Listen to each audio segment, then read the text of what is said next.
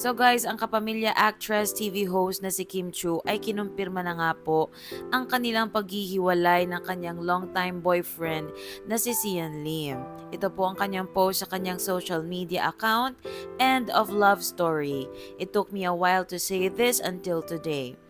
We owe our supporters the truth, but we also respect each other's time of healing. In a relationship, love is always a significant factor, but sometimes love is not enough. We shared more than a decade of love, each other's support system, and many beautiful memories. It was our mutual decision to transition our relationship into what we hope to be lifelong friendship.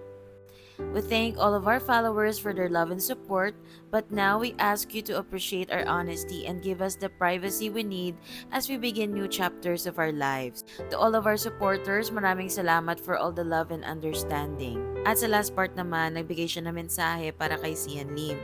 Ang sabi nga niya, "Lastly to see, thank you for almost 12 years of beautiful memories together.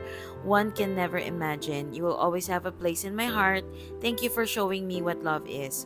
As we close this chapter of our lives, I am asking for everyone's kindness, respect. I hope this clears everything as we all move forward with our lives." So there guys, ayan na nga, confirm na. Grabe guys, kasi di pa nga tayo halos nakaka-move on sa Katniel. Another confirmation breakup na naman.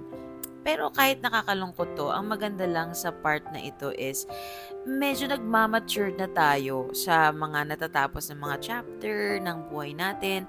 Meron kasing mga paghihiwalay na makalat. Alam nyo yon yung, and I can understand that kasi naranasan ko rin naman yan. Yung araw-araw may patama, araw-araw nangaaway, mga ganon. Pero sabi nga, hindi tayo pare-pareho ng pagtanggap ng mga sitwasyon. So, hindi rin natin masisi yung mga tao na dumadaan sa ganun. So, but I really applaud this kind of relationship na nakakaya na nila mag-move on in silence, tapos pag lumabas na, okay na sila, 'di ba? So, ikaw ba, Beshi? O, ihanda mo na yung letter mo sa kasakaling maghiwalay kayo ng jowa mo. Dapat ganyan din, Tapos dapat may mga pictures din. Ano ba yan? Baka maging trend to. Oh my gosh, wag naman. Magpapasko pa naman and magha-holidays. And mga beshi ko Merry Christmas sa inyong lahat. Kahit na malulungkot tong mga nababalitaan natin, isipin din natin kasi tao lang din sila. Yung mga nararanasan natin, nararanasan din nila. Kahit na matagal ng relasyon yan, darating din talaga sa point na maghihiwalay din. Minsan kasi, parang dahil pagsabay kayo nag-grow, tapos pag nandun na kayo sa maturity, parang hindi pala kayo yung hinahanap nyo para sa isa't isa. May ganun kasi talaga.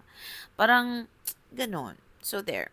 Yun lang guys, ang ating Showbiz Chika for today's video.